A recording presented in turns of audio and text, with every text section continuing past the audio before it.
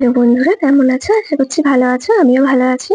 তো এখান থেকে আমরা যাবো বাসুকিনাথ ধাম, নলক্ষ মন্দির আর সামনে যা যা মন্দির পড়বে সেগুলো ঘুরিয়ে নিয়ে আসবে। মোটমাট 4টে থেকে 5টা জিনিস ঘুরিয়ে নিয়ে আসবে। যেহেতু আমরা সকালবেলা এসে পৌঁছেছি, ফ্রেশ হয়ে স্নান করে তারপর তো বের হবো।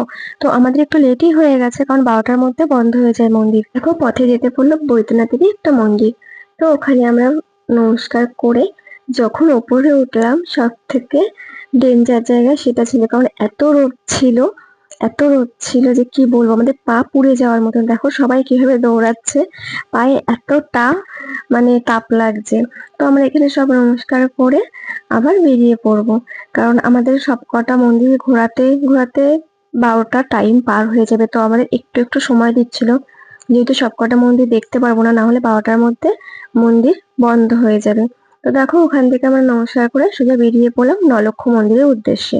দেখো নলক্ষ মন্দিরে এসে তো খুবই ভালো লাগলো। আমি নলক্ষ মানে ভেবেছিলাম মানে অনেক কটা মন্দির, কিন্তু না, ওটা নলক্ষ মানে মন্দিরটার নাম। যাই হোক, ভিতরে প্রবেশ করব। ভিতরে প্রবেশ করার আগে পাশ থেকে যতগুলো জিনিস ছিল আমি দেখে নিয়েছি একবার, কারণ এটা আমার একটা হ্যাবিট। আমি কোথাও গেলে আগে জিনিসপত্র দেখি। অবশ্যই দর্শন তো করতেই যাই, ভগবান দর্শনে গেছি, ভগবান দর্শন তো করবোই।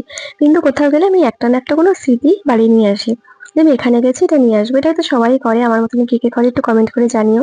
তো যাই হোক, এখানেও সেম তাই, যে জুতো খুলে তারপরে ওপরে তো, আর অবশ্যই মন্দিরে তো জুতো খুলেই উঠতে হয়, কারণ এটা আমাদের হিন্দু ধর্মের রীতি। রীতির থেকেও বড় কথা মনের ভক্তিটাই তো আগে না। জুতো পরে তো আর কোনো মন্দিরে ওঠা যায় না। তো ভেতরটা দেখো পুরো ঠান্ডা, তো ওখানে ক্যামেরা অ্যালাউ ছিল না, তাও আমি লুকিয়ে একটুখানি ক্যামেরাটা করেছি যে আশপাশটা দেখানোর জন্য। তো এই জায়গাটা খুব শান্তির একটা জায়গা ছিল, কারণ এতটাই ঠান্ডা, আর ওখানে বসে থাকতেও খুব ভালো লাগছিল। কিন্তু বসে থাকলেও তো আমাদের হবে না, কারণ আমাদের পরবর্তী মন্দির তাহলে দেখতে পারবো না। মন্দিরে যাওয়ার জন্য আমরা বেরিয়ে পড়লাম।